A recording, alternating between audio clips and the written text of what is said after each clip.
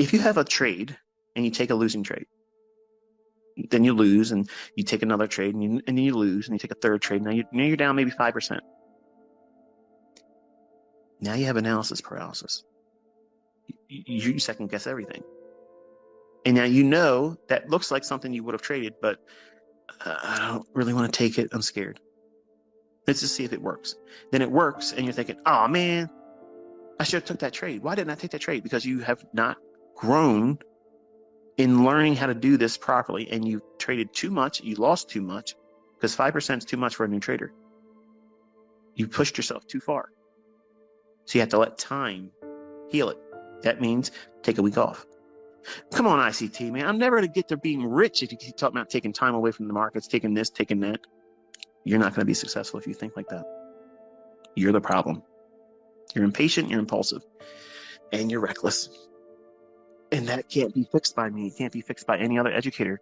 And no product is going to fix it. No resource. No black box. No mentorships. No, none of that stuff's going to fix that, because you have a problem. And that has to be corrected by you. Over time, going back to square one. And a lot of people aren't willing to do that. And those same people will always and perpetually fail. In everything they do, no matter what approach they use to trading, they're going to fail, because they will not accept the fact that they themselves are presenting the catalyst for their failure. They're prolonging their development because they want to do it their way, have it their way, mentorship, have it their way, success story. Everybody wants to be a trailblazer. I get it, folks. I get it. They want to take something and make it their own and let everybody say, wow, here's your flowers, man. You did this and you did that. How about just making money? Who cares where you learned it from? Okay. Who cares how long it took you? Because believe me, when you start making $100,000 a month, you're not going to give a single fuck what anybody thinks about how you got there, how long it took. You're not going to care. Even your own time and pressure that you place on yourself will be completely insignificant, because once you arrive there, nobody can take it from you. Nobody can change your mind about what you've done, the decisions you made to get to that point. That's empowerment. All of you can get there, but all of you are the biggest roadblock. You're the barrier. You are. Time is going to be the same for every one of us, but you make it require more time because of the things and decisions and all the factors that you bring into it. Your toxic thinking, your doubts, you're trying to keep up with everybody else. To make money, you have to do something that repeats, that you can control risk with. You can limit the amount of risk exposure you have to it, both in time in front of the charts and in the market, and with the assumed risk in each individual trade. So in the beginning, you want to limit that to a very small degree of exposure, not doing a lot of trades, because think about it, you're in the beginnings of that. So everything that's painful is going to be extremely exaggerated in your mind that that loss was way worse than it really was. You know, if you're trading with a small account, underfunded, and you lose $200, that's like the end of the world. Like, man, I could have done something with that $200, blah, blah, blah. Versus losing $200 and knowing that you don't have to hurry up and run away and get into another trading setup that same day or that same session to get it back. Otherwise, you're viewing yourself as a failure or never going to be able to do this. It's a lot of growth that goes through the first stages of learning how to trade, and rushing into live money or a funded account that's passed, and you can get withdrawals and payouts from a funded account company and still not know how to trade. You can get lucky, get a payout, and still not know how to trade. So you don't want to discover that painfully. You want to know that you're absolutely bored with one of these times of the day. You know that, like the back of your hand, you know what you're looking for. You're not going to deviate from that. You're not in a rush. You're going to wait patiently for the setup to come to you because you're anticipating it. You're not waiting for the market to react to what price has shown you.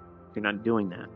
There is a difference, okay? There's a stark contrast between anticipating something and then reacting.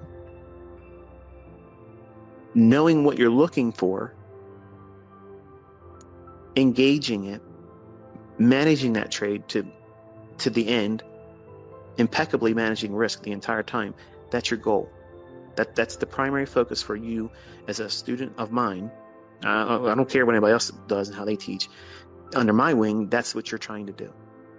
And then you grow gradually, because you have to understand that even making money is scary.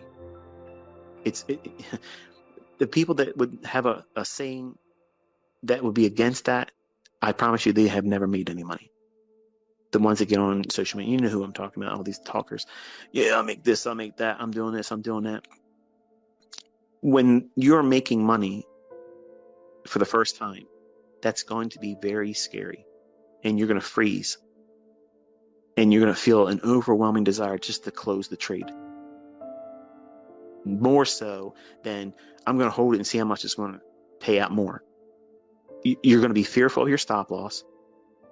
Is it going to go down and hit my stop? And it's probably going to be, a significant distance between where the market is right now while in unrealized profit, and your stop loss would be pretty far away from it.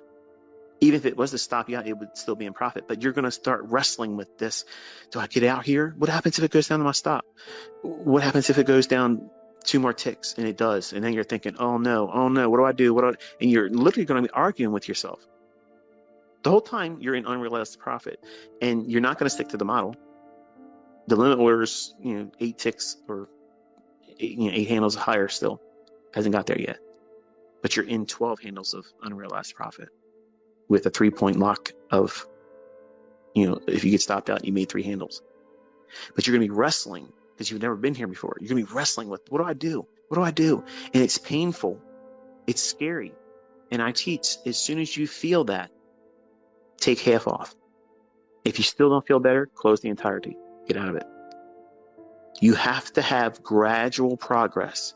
And that is an experience that even if it goes back and stops you out, you've saved yourself from that experience and it'll feel good. If it continues and goes for your target, it's okay, because you were part of that trade and you still took a large portion out and you removed yourself from that emotional turmoil. Because if you stay in that state of mind while you're trading, you can't effectively manage risk. You cannot effectively manage the trade, and you're worrying about the what if instead of worrying about what is. Is the market showing me that it's still on the right side? Is order flow still confirming? If I'm bullish, do down close candles support price? If it goes into the down close candles, is it going past the 50% mean threshold? If it does and starts closing below that, they're warning signs. Doesn't mean completely bail on the trade. It just means, okay, what's the next 2 PD arrays below that? If I'm bullish and I'm long, is price not being supported by down close candles? If that happens to not be true, then and only then, you don't worry about it. You close the trade and you're happy with it. Be content with that. And you'll see many times that you did the right thing.